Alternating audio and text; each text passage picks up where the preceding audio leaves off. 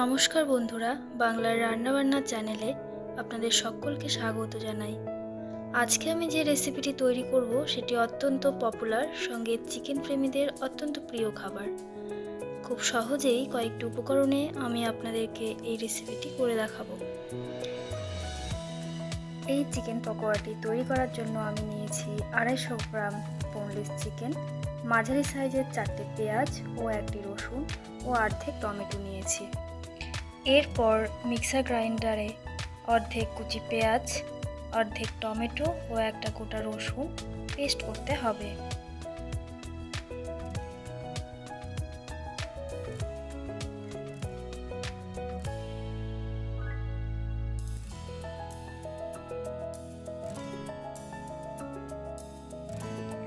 এরপর ধুয়ে রাখা বোনলেস চিকেনের সাথে অর্ধেক কেটে রাখা পেঁয়াজ, টমেটো, রসুন, পেঁয়াজ দিয়ে যে পেস্টটি বানিয়েছিলাম সেটি দিয়ে দেব।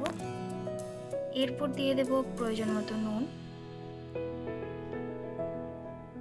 এরপর প্রয়োজন অনুযায়ী হলুদ দিয়ে দেব। এরপরে 2 বড় চামচ কর্নফ্লাওয়ার, 1 বড় চামচ বেসন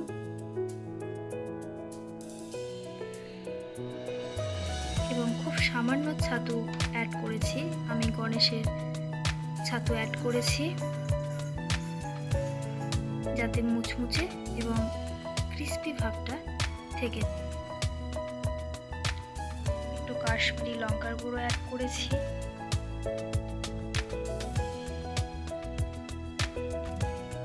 আপনারা চাইলে লঙ্কার গুঁড়ো অ্যাড করতে পারেন। দেন কড়াইতে গরম তেল দেওয়া হয়েছে। আমি এই ব্যাটারটি কিছুক্ষণ ফ্রিজে রেখেছিলাম, প্রায় 15 মিনিটের মতো। দেন কড়াইয়ে তেল গরম হতে বসিয়ে দিয়েছিলাম।